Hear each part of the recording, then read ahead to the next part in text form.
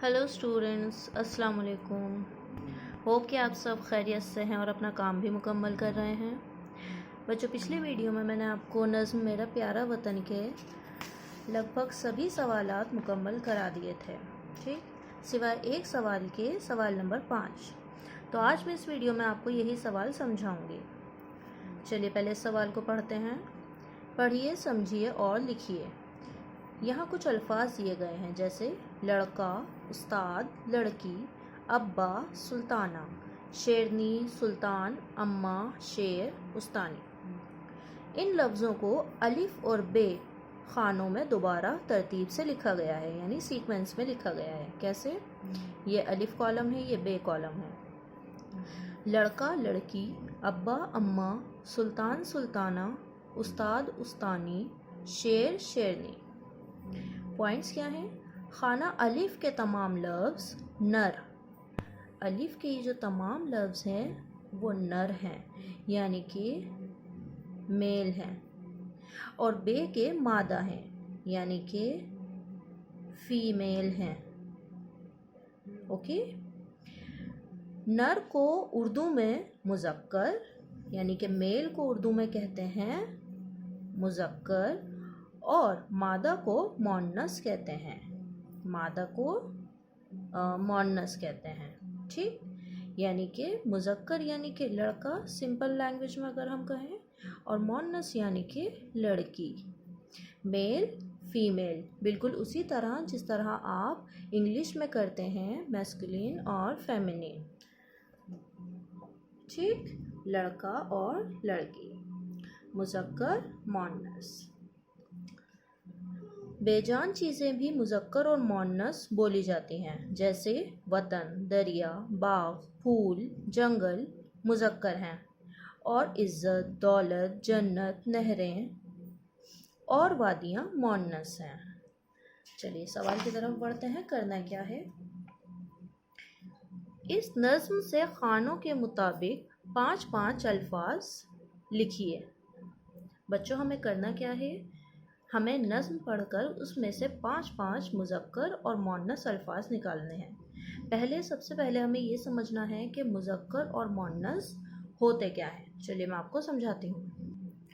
बच्चों, इस तस्वीर में जैसा कि आप देख रहे हैं कि एक बच्चा जिसका नाम राजू है, उसकी सालगिरह मनाई जा रही है। सालगिरह मुबारक यानी कि बर्थडे सेलिब्रेट किया जा रहा है। बच्चे का नाम है राजू। उसके पास उसके दादा कुर्सी पर बैठे हुए हैं और दादी खड़ी हुई हैं। राजू के अब्बू फ़ोटो खींच रहे हैं। राजू की अम्मी मेहमानों को, यानी कि औरत और आदमी को, शरबत पिला रही हैं। यहाँ राजू के चाचा गुब्बारा फुला रहे हैं और राजू की चाची सजावट कर रही हैं। राजू की बहन खुशी के मौके पर रक्स कर रही है, नाच रही है। राजू के कुछ दोस्त भी हैं। एक लड़की है जो शरबत पी रही है, और एक लड़का है वो भी शरबत पी रहा है।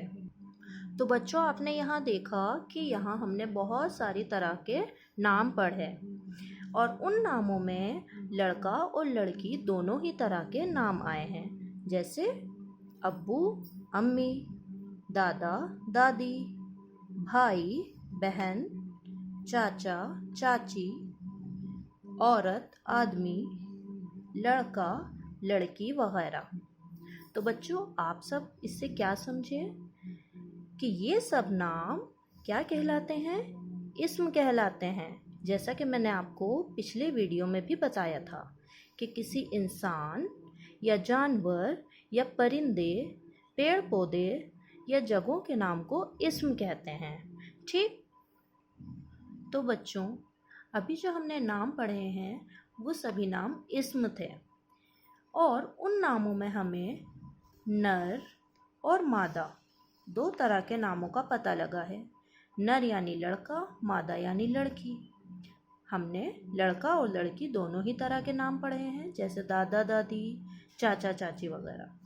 तो वो इस्म जिससे नर या मादा का पता चलता है जिन्स कहलाता है। जिन्स यानी कि जेंडर। ओके। तो बच्चों, जिन्स होते हैं दो तरह के। पहला होता है मुज़क्कर यानी मेल, यानी कि मैस्कुलिन, यानी कि लड़का। दूसरा होता है मोन्नस यानी कि फीमेल, यानी कि फेमिनिन, यानी कि लड़की। ठीक। तो बच्चों, मुज़क्कर का मोन्नस या मोन्नस का मुज़क्कर बनाना बहुत आसान होता है। जैसे मुज़क्कर है, पहला लफ्ज़ है दादा। दादा का मोन्नस क्या हुआ? दादी। इसी तरह अगला लफ्ज़ है अब्बू। अब्बू का मोन्नस लफ्ज़ हुआ अम्मी। ठीक। चलिए, अब अगला लफ्ज़ है आदमी। आदमी का मोन्नस आप खुद बताइए। औरत। ठीक। अगला लफ्ज़ है भाई। भाई का मोन्नस क्या होगा? बहन। अगला है लड़का। बहुत आसान है, बताइए। लड़की। चलिए, अब हम उल्टा करते हैं सवाल को। लफ्ज़ है मोन्नस चाची। इसका मेल यानी मुज़क्कर क्या होगा? चाचा। अब एक जानवर का नाम लिया है मैंने यहाँ, घोड़ी। ठीक। जो कि मोन्नस है, फीमेल है। इसका मेल मुज़क्कर क्या होगा? घोड़ा। अगला लफ्ज़ है एक परिंदे का नाम, चिड़िया। मोन्नस है चिड़िया, फीमेल है। इसका मुज़क्कर होगा चिड़ा, यानी कि फीमेल। ओके। तो बच्चों, ये तमाम जो मैंने यहाँ नाम लिखे हैं वो सब जानदार हैं। क्या है? जानदार हैं, यानी कि इंसानों में, जानवरों में और परिंदों में, सब में जान मौजूद है। ठीक। तो ये सभी जानदार कहलाएंगे। और ऐसे जानदारों का मुज़क्कर से मोन्नस बनाना बहुत आसान होता है। ठीक। लेकिन जब ऐसी चीज़ें आ जाएं जिनमें जान ही नहीं होती, वो बेजान होती हैं, तो उनका मुज़क्कर से मोन्नस बनाना या उन्हें पहचानना बहुत मुश्किल होता है। जैसे जूता, पेन, स्कूल, घर, आसमान, जहाज़। ये तमाम चीज़ें बेजान चीज़ें हैं, ये सांस नहीं लेती। ठीक। और ये तमाम चीज़ें हैं मुज़क्कर। मैं भी आपको समझाऊंगी कि हम इस मुज़क्कर कैसे पहचानते हैं। इसी तरह किताब, सड़क, मेज़, दुकान, अलमारी, हवा, ये तमाम चीज़ें भी बेजान हैं और ये हैं मोन्नस। चलिए, अब हम इनको पहचानते हैं कि ये बेजान चीज़ें मुज़क्कर और मोन्नस कैसे होती हैं। तो बच्चों, बेजान चीज़ों को पहचानने के लिए कि वो मुज़क्कर हैं या मोन्नस हैं, उसके लिए हम बनाएंगे जुमले। ठीक। यानी कि सेंटेंसेस। चलिए, मैंने यहाँ एक बेजान लफ्ज़ लिया है, जहाज़। जहाज़ एक बेजान चीज़ है। ठीक। मैंने उससे जुमला बनाया है, जहाज़ उड़ गया। बच्चों, यहाँ लफ्ज़ आए हैं, अल्फाज आए हैं उड़ गया। आप ध्यान से देखिए, जो लफ्ज़ गया है उसमें आखिर में अलिफ आया है ना। और अलिफ से जो साउंड निकल रही है वो निकल रही है अ की। कैसी आवाज़ निकल रही है? अ, गया। तो ऐसे अल्फाज जिनके आखिर में अ की आवाज़ आए, तो उनसे हम आसानी से पहचान सकते हैं कि जो लफ्ज़ है वो मुज़क्कर है। क्या है? मुज़क्कर है। समझ आया आपके? हमने क्या किया? पहले एक लफ्ज़ लिया, उससे एक जुमला बनाया। ठीक। और जुमले में ये देखा कि जो लफ्ज़ आया है, जैसे गया, उसके आखिर में अलिफ आया है और उसकी आवाज़ निकली है अ की। तो अ की आवाज़ में और अलिफ के साथ जो लफ्ज़ होगा वो मुज़क्कर कहलाएगा। अगर मैं कहूँ जहाज़ उड़ गई, तो ये जुमला गलत हो जाएगा। जहाज़ उड़ गया, ये जुमला सही है। तो ये क्या है? मुज़क्कर है, यानी कि मेल है। राइट। चलिए, अगला जुमला मैंने बनाया है लफ्ज़ जूता से। जूता एक बेजान चीज़ है। जूता से जुमला बनाया है, ये जूता अच्छा है। सोचिए आप कि ये मुज़क्कर है या मोन्नस है, बताइए। देखिए, लफ्ज़ आया है अच्छा। ठीक। اچھا میں بھی آخر میں کیا آیا ہے؟ الف، الف آیا ہے، اس کا مطلب یہ مذکر ہے. سمپل. اوکے. اسی طرح اگلا لفظ ہے قلم. یہ بھی بے جان چیز ہے. جملہ ہے میرا قلم بہت بڑا ہے. بچوں میں نے یہ تو نہیں کہا میرا قلم بہت بڑی ہے، وہ غلط ہو جائے گا. بڑا ہے، اور بڑا میں آخر میں آیا ہے حرف الف، یعنی کہ مذکر ہے. قلم لفظ بھی مذکر ہے. اگلا لفظ ہے گھر. میرا گھر بہت چھوٹا ہے. لفظ آیا ہے چھوٹا، اور اس کے آخر میں حرف آیا ہے الف، یعنی کہ مذکر. It's very simple. چلیے اب کچھ مؤنث کی مثالیں دیکھتے ہیں. میں نے لفظ لیا ہے ہوا. یہ بھی ایک بے جان چیز ہے. جملہ بنایا ہے ہوا چل رہی ہے. بچوں الفاظ آئے ہیں چل رہی ہے. جملہ ایسے نہیں بنے گا کہ ہوا چل رہا ہے، وہ غلط ہو جائے گا. ہوا چل رہی ہے. بچوں رہی جو لفظ ہے اس میں آیا ہے تو رہی میں کیا آیا ہے؟ چھوٹی اے. اس کا مطلب چھوٹی اے کی جو آواز ہوتی ہے وہ ای کی ہوتی ہے. تو ہوا چل رہی ہے، اس چھوٹی اے سے ہمیں پہچان ہوئی کہ یہ لفظ ہے مؤنث. اوکے. یعنی کہ ایسا جملہ جس کے لفظ میں چھوٹی اے آئے اور ای کی آواز آئے وہ کہلائے گا مؤنث، یعنی کہ فیمیل. رائٹ. اس کی اور مثالیں دیکھتے ہیں. اگلا لفظ ہے کتاب. یہ بھی بے جان چیز ہے. کتاب کھلی ہوئی ہے. بچوں میں یہ نہیں کہوں گی کہ کتاب کھلا ہوا ہے. کتاب کھلی ہوئی ہے. تو کھلی اور ہوئی میں چھوٹی اے آئی ہے، تو چھوٹی اے آئی ہے تو اس کا مطلب یہ کیا ہے؟ مؤنث ہے. یہ بھی بہت سمپل ہے. اگلا لفظ ہے سڑک. یہ سڑک بہت لمبی ہے.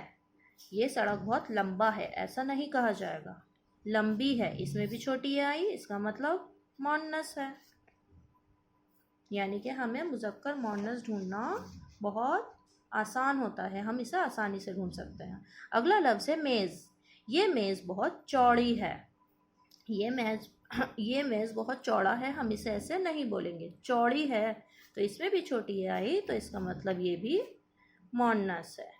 ٹھیک. اس طرح ہم الگ الگ الفاظ کے جملے بنا کر آسانی سے دیکھ سکتے ہیں کہ وہ مذکر ہے یا مؤنث ہے. ہوپ کہ آپ کے سمجھ آ گیا ہوگا. چلیے بڑھتے ہیں کتاب کے سوال کی طرف. اب ہمیں نظم میں سے 5 مذکر اور 5 مؤنث لفظ ڈھونڈنے ہیں. چلیے ڈھونڈتے ہیں. عنوان میں سے ڈھونڈتے ہیں. عنوان ہے میرا پیارا وطن. وطن.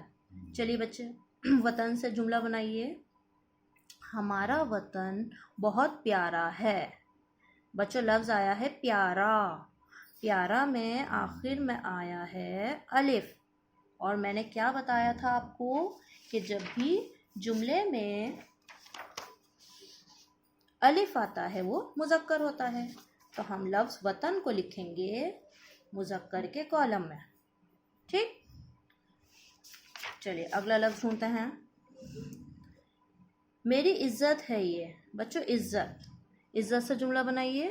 بلکہ ہمیں جملہ بنانے کی ضرورت بھی نہیں ہے، یہاں آلریڈی بنا ہوا ہے. میری عزت ہے یہ. میری چھوٹی اے آئی ہے یہاں پر، اس کا مطلب چھوٹی اے یعنی مؤنث. الف سے مراد یعنی مذکر جس کے لفظ کے آخر میں الف آئے، اور چھوٹی اے آئے تو مؤنث. تو میری عزت ہے یہ. عزت ہوئی مؤنث. اسی طرح اگلا لفظ ڈھونڈتے ہیں. میری دولت ہے یہ. میری چھوٹی اے آ گئی تو دولت کیا ہوئی؟ مؤنث. چلیے اگلا لفظ دیکھتے ہیں. میری عظمت ہے یہ. میری میرا نہیں میری عظمت ہے تو میری میں چھوٹی آ رہا ہے تو عظمت کیا ہوئی؟ مؤنث. سوری عظمت. ٹھیک. میری جنت ہے یہ. جنت. میری جنت. میرا جنت نہیں میری جنت. چھوٹی آ رہا ہے تو اس کا مطلب جنت بھی کیا ہوئی؟ مؤنث. بس یہاں ہمیں لکھتے جانا ہے. اگلا لفظ لیتے ہیں اس کے دریا بڑے. دریا بچوں دریا. چلیے اب اس سے جملہ بنا کے دیکھتے ہیں. یہ دریا بہت بڑا ہے. بڑا لفظ آیا ہے, آخر میں الف آیا ہے. الف سے مراد یعنی مذکر, تو دریا ہوا مذکر. باغ. باغ پھولے پھلے. بچوں باغ, یہ باغ بہت ہرا بھرا ہے. ہرا بھرا دونوں میں الف آ رہا ہے, تو اس کا مطلب یہ کیا ہوا؟ مذکر. جنگل کیا ہوا؟ مذکر. اگلا لفظ لیتے ہیں چشمے. اس کے چشمے جمع. چشمے سے جملہ بنائیے. یہ پانی کا چشمہ بہت بڑا ہے. بڑا میں آخر میں کیا آیا؟ الف آیا.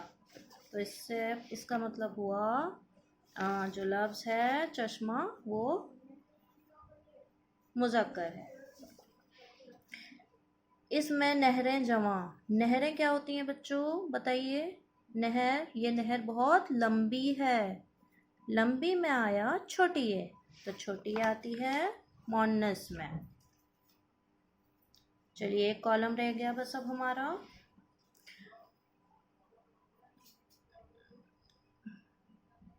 سوری, میں نے ایک جگہ بچوں غلط لفظ لکھ دیا ہے. یہاں مجھے لکھنا ہے باغ. ٹھیک, باغ. اگلا لفظ ہے جنگل. جنگل سے جملہ بناتے ہیں. جنگل بہت ہرا بھرا ہے. جس طرح ہم نے باغ سے بنایا تھا, باغ بہت ہرا بھرا ہے, اور اس میں بھی آخر میں الف آیا ہے, اور اس کے جملے میں بھی آخر میں الف آ رہا ہے. یہ جنگل بہت ہرا بھرا ہے. ٹھیک ہے, تو الف سے مراد جو لفظ ہے وہ مذکر ہے. ٹھیک, یہ آپ کو تمام الفاظ اسی طرح لکھنے ہیں. وطن, دریا, باغ, چشمہ, جنگل, یہ تمام لفظ مذکر ہیں. ان کے ہم نے جملے بنا کر دیکھ لیے. اور عزت, دولت, عظمت, جنت, نہر, یہ تمام لفظ مؤنث ہیں. ان سے بھی ہم نے جملے بنا کر دیکھ لیے. ہوپ کہ آپ کی ویڈیو سمجھ آئے گی اور آپ اپنا کام اچھے سے اپنی کاپی میں کریں گے. Thank you.